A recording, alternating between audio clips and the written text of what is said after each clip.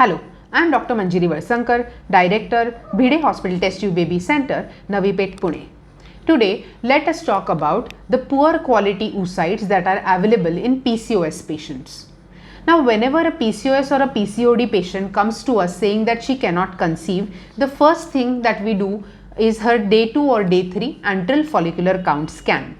Now, in normal patients on both sides ovaries, we generally see around 56 follicles, or these are the number of the eggs which we will obtain after giving her around 10 to 12 days of test tube baby injections. In PCOD patients, for information of the patient, instead of 10 to 12 eggs, there can be as high as around 35 to 40 eggs which are seen in both sides of ovaries. That is because they have a hormonal imbalance, because of which the eggs get created but they don't rupture by themselves, and hence there is an arrested cohort of eggs which is found in both sided ovaries.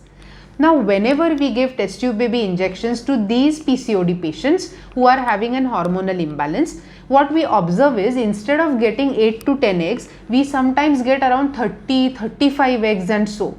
Now, what happens is because of too large number of eggs, the quality of the eggs is severely deteriorated in spite of giving very high quality injections.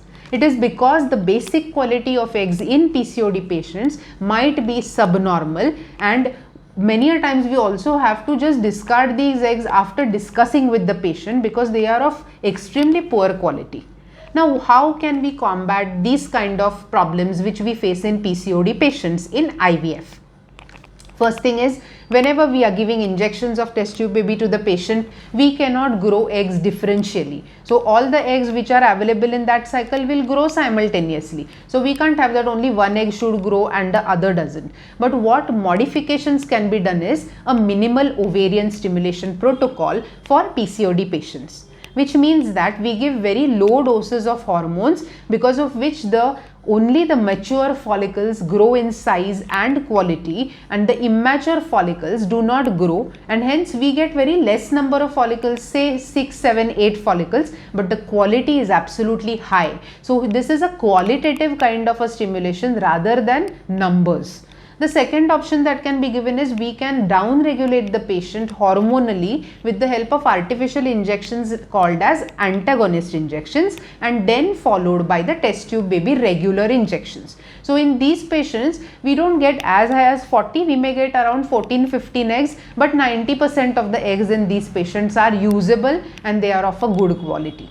Now, this sounds very good, but in actually very severe PCOD patients, in spite of doing such good strategies, sometimes we may land up in poor quality eggs, and these 10% patients are the ones who might require legal egg donor program to get a good quality child. So, the fact that they have too many eggs doesn't always mean that you will have very good quality babies. Here in PCOD patients, quality always surpasses quantity, and if you have good quality eggs, you will have a good quality child and an embryo, and if you have too many eggs doesn't mean that the quality is good.